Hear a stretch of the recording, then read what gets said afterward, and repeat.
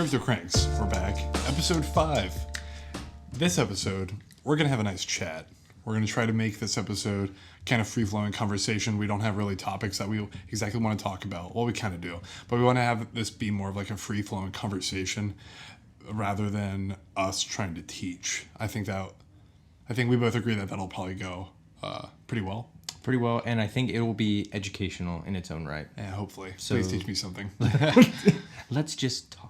So we're going to talk about like Bitcoin in 5 to 10 years. So first, let me hear what you think about Bitcoin, and let's go with just 5 years. 5 years. So the year right now is 2019. It's almost 2020. We're in November. So let's just go ahead and say 2025. 2025. What Bitcoin looks like. I would say we already have many prediction models in the next 5 to 10 years putting Bitcoin in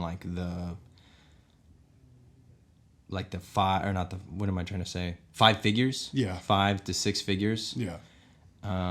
Recently, there was a report that said 90,000 was a figure by like next year, which that may be. The halving. I think the halving is really the selling point on all these major numbers.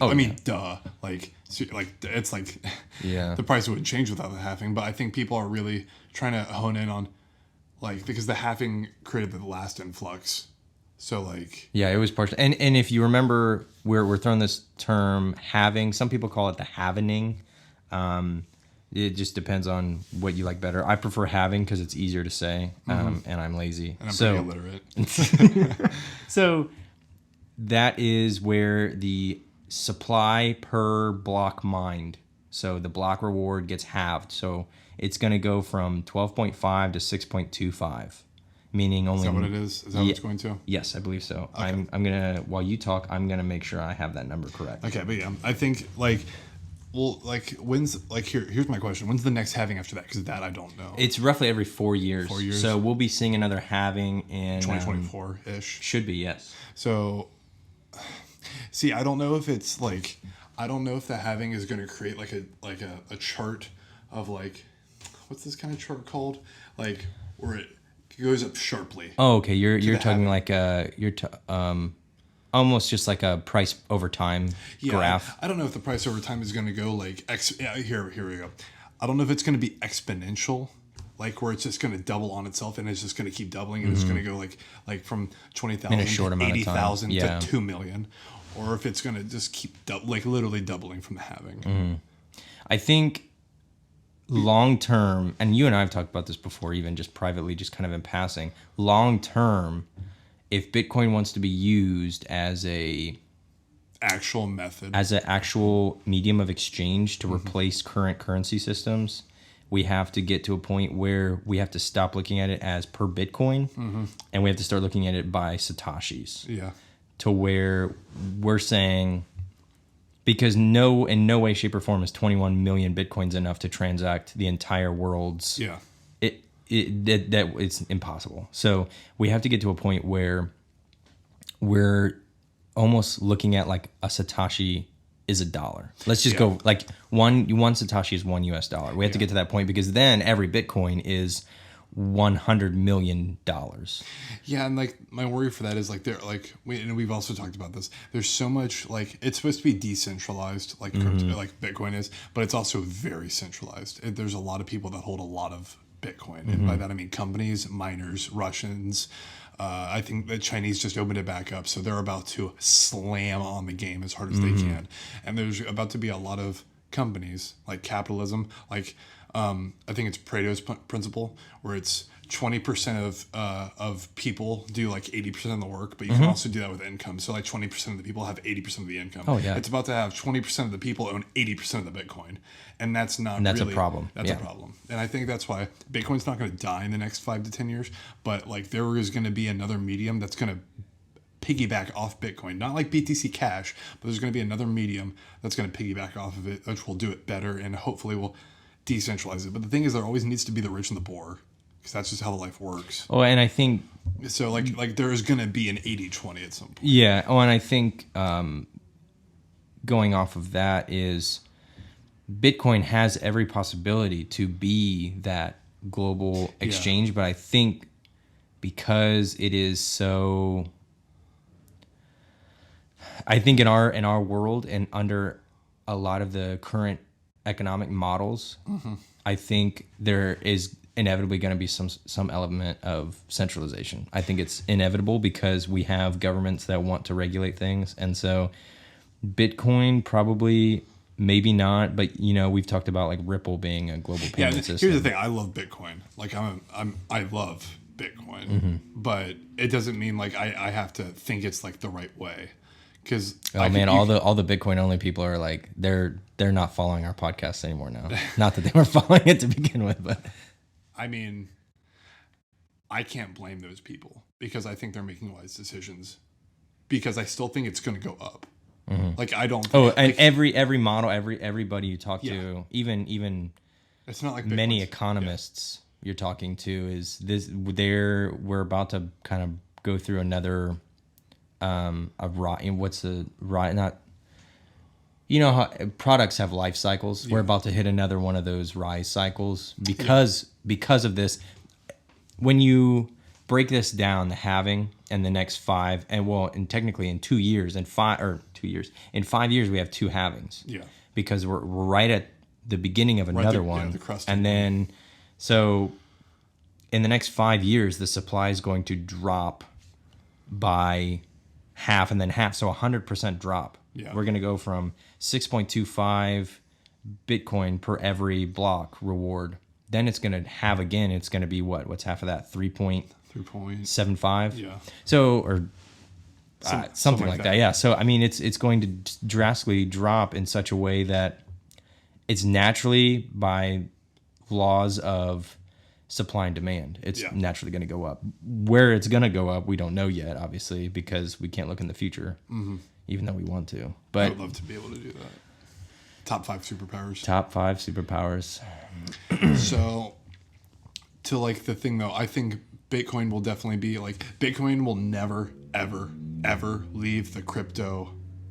It's not even like it won't leave the crypto sphere. It will never leave the light. As in, it will always be number 1.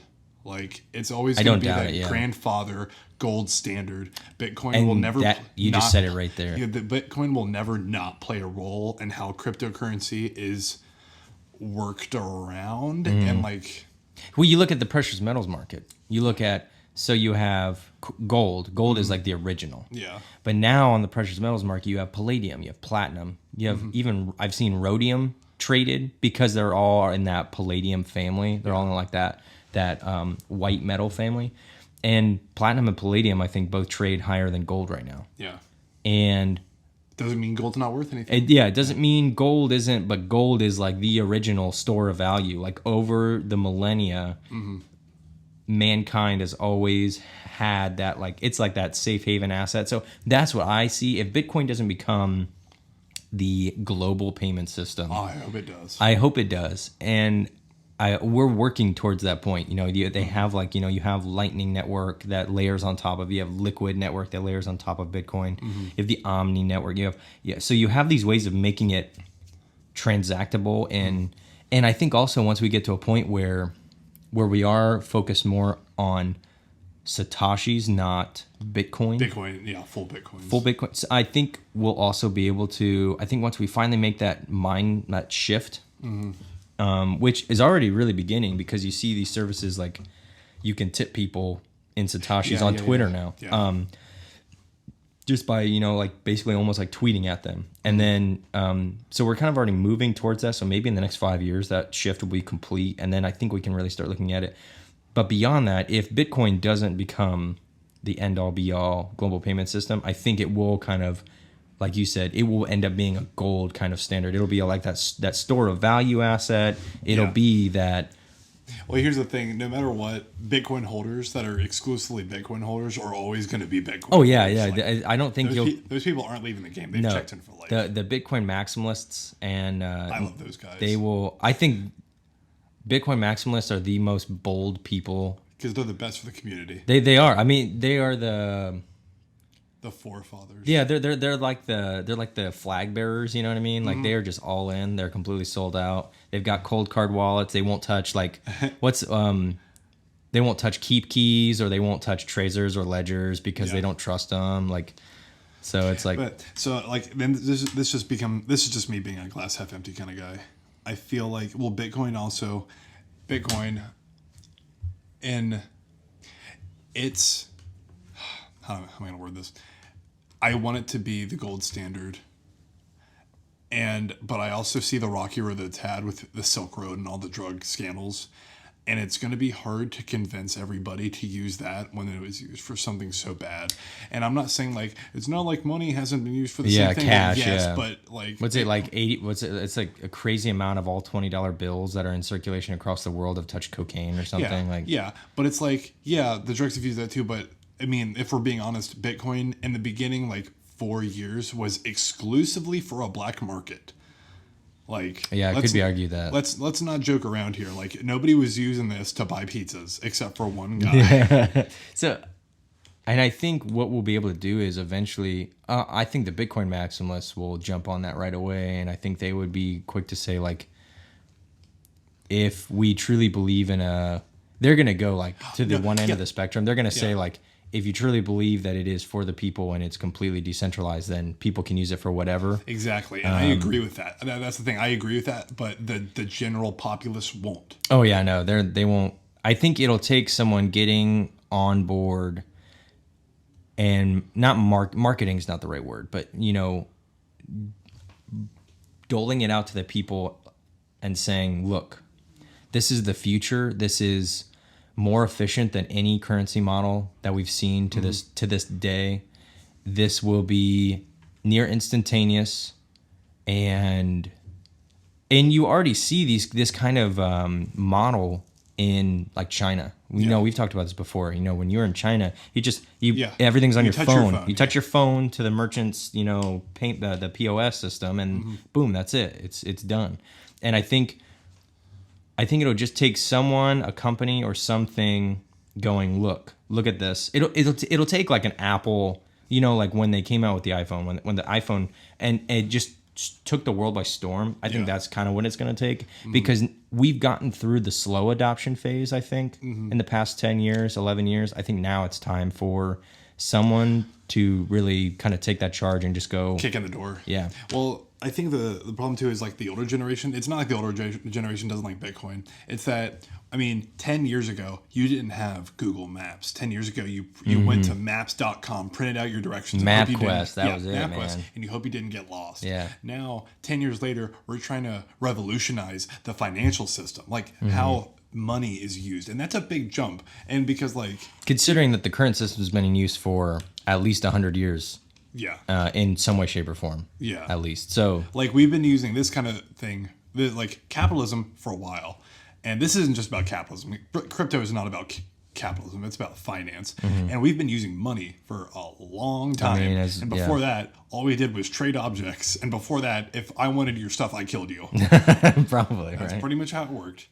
And trying to go to a better way. People don't want to go a better way. No, changes. I think it's like 70% of the population resists change. Yeah, it's painful because A, you have to realize you were wrong, and no thanks, don't want to do that. And B, you have to do all this stuff, and it's this is the way we've always done it. I have to switch all my money to Bitcoin. What if it crashes? I think that's a really interesting argument you bring up too. Is once we switch to this system. Once we switch to Bitcoin, then all these fiat currencies either one, go away, or two, are they just are they side currencies now? Is this like the beginning to where we kind of move to the globalized currency? Yeah, like a truly globalized economy or a truly globalized order. I can hear I can hear some really big conspiracy theorists. I can hear Alex Jones screaming at us right now. From where's he? He's down south somewhere, right? He's probably screaming at us right now, one world order. Oh my gosh! I wish. Oh, that'd be so nice. Maybe we should have him on someday. Oh my gosh! I would pay so much money to be in a room with Alex Jones. No, can you imagine the stories he has? Oh, I can only imagine. Some people don't like him, and that's fine. But you have to realize that he is entertaining, and the way he. Well, that's why he's so popular. Of course, yeah. Oh my God! I know that. Every time I try and imitate his voice, the next day I wake up and it feels like I've smoked a whole pack of cigarettes and like drank a whole like fifth of vodka. See, that's why you're wrong. You have to do that beforehand and then do the voice. Yeah, and then do the voice. Then you're all. So do you think? So what do you think about? So like we're talking about Bitcoin going global, and global as in let's go to this magic world where every government says we're going to use cryptocurrencies, exclusively Bitcoin. We're going in a perfect world. We're all going to use Bitcoin. We're all going to use Satoshis. How do you think that these governments? How do you think they handle it in a way like China would obviously handle it different than America, which would handle it different than Vietnam and like Tahiti. I'm also thinking maybe these dictatorship countries like Saudi Arabia. Or I'm also even like European democracies. I'm thinking like the Scandinavian socialist countries like Norway, Sweden. You know, they're going to. I think in a perfect world, what you would want to happen is one, you'd want as many people. Because here's the issue. This runs back into that decentralization versus centralization argument that we need to have on a podcast at some point. Is if governments are on board, then governments are probably building nodes. You know, they're probably running nodes. They're probably part of the network then, and to the point where I think then it becomes dangerous because then I think people probably go, oh well, you know, they're running the network, it's fine. When if you have maybe a malicious actor on the network building up network, you know, strength, and then they get to a point where they have 51%, then they can they can completely take over the network. They can rewrite all these transactions. They can, you know, they could pretty much empty everyone's wallets and put it all in there. So you have to, I think, always and forever, the everyday person, Bitcoin will have to be accessible to the everyday person for them to be able to run a node. I like to also point out this will never, ever, ever happen. Oh yeah, no. The IRS exists for a reason because they like knowing where your money is. Oh yeah, and there's an argument to be made that, you know, they have no government. I don't know how to say this without sounding really. I know, please do. For the Bitcoin maximalists, the governments have no power here anyway. They shouldn't have any say in it anyway, because in a perfect world, once Bitcoin's in place, then banks don't exist. And really, honestly, when you really start kind of going down the line, governments would be either non-existent or very, very small. Like, so would you say they take a more libertarian approach? Absolutely. Or would you say they take almost, and this is like me being very, very sprinkly. I'm trying to almost Sprinkly. dance. Would you say that it's almost more communistic, where it's like it's kind of a veil over where they have no real power, but they can sometimes give the little pinch, or like they can sometimes go in and just adjust something. They're not in control, but they can sometimes, when needed, go in. And I think that it'll just depend on when cryptocurrency becomes the new currency system. Yeah. When it replaces this old order of things. It will really just depend on that style of government. I can see if China stays the way that it is in its current system, economic governmental system, that would probably be more. Yeah. That would be, you know, they have kind of an overarching hand over everything, and then when needed, they come in and tweak. Yeah. Whereas like that may also be similar for a Scandinavian socialist country but the difference with them is the people are even on board with the whole system. Because it's democratic. Yeah, because it is democratic. Then you come to a system where it's like the United States. If the United States even exists at this point, I would say probably it is more of a maybe a libertarian.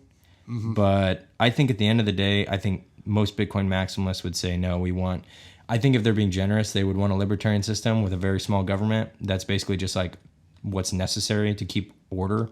And then most of the other ones, to keep the peace. Yeah, and then the rest of them would be like, no, we want anarchy. We don't want a government. Which, at the end of the day, when you keep taking Bitcoin and its economic and social implications, if you keep logically going towards their end, it usually ends up in anarchy, because maybe not maybe that wasn't Satoshi's vision at the end of the day. Maybe he just wanted something that would work alongside fiat currencies. I think it's because when you take decentralization to such a far point, like it's easy to take the stone, roll it down the hill, and get to.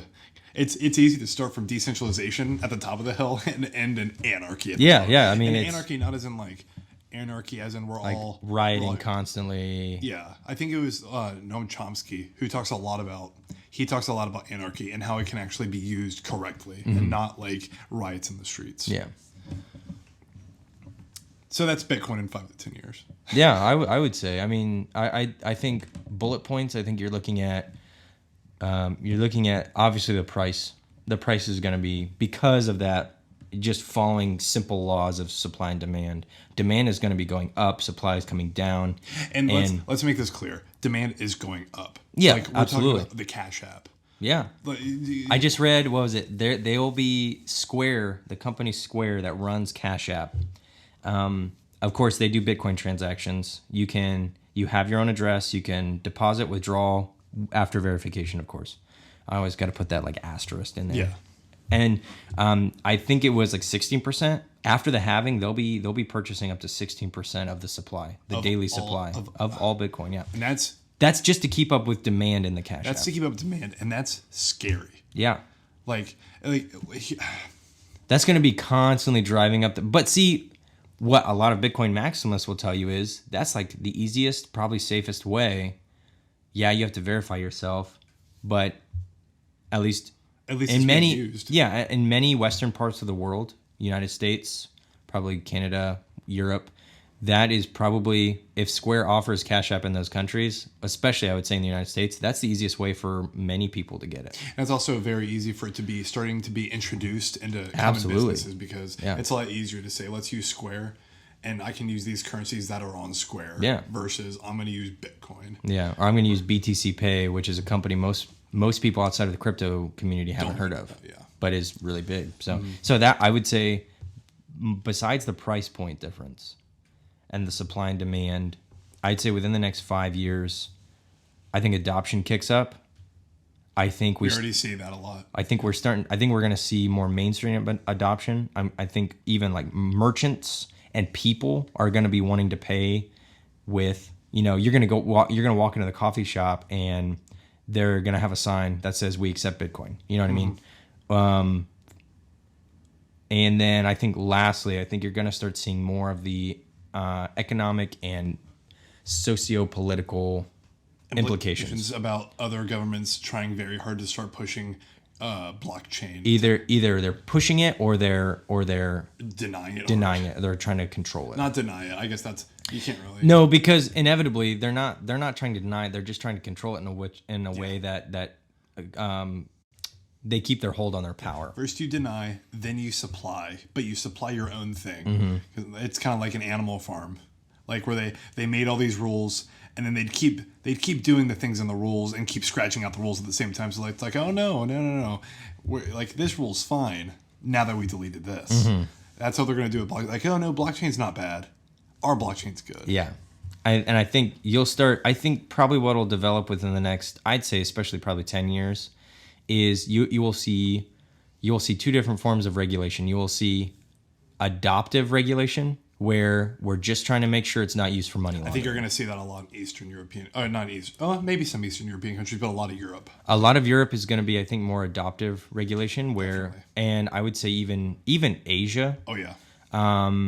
And then I think you're going to start seeing a more restrictive regulation in the West. And I would say probably depending on who's in charge in the United States. Yeah, in the next and over the next 8 years. And then I'd say maybe Russia, Latin American, some of the Latin American dictatorships, communist countries. And that's where you'll start to see, which is, it's really sad is that we just lumped the United States in with like dictatorships. But I mean, depending on the administration, that's what happens. It does depend on the administration. So, but yeah, that's Bitcoin. That's our opinion. That's our opinion of Bitcoin in 5 to 10 years. Tell us what you think. Comment, like, subscribe, and chat with us sometime. Yes. Just a nice little. We forgot our fake fireplace. Oh yeah, we did. Well, thanks for coming to this talk. I'm Landon. I'm Jacob. And thanks for listening to CryptoCranks.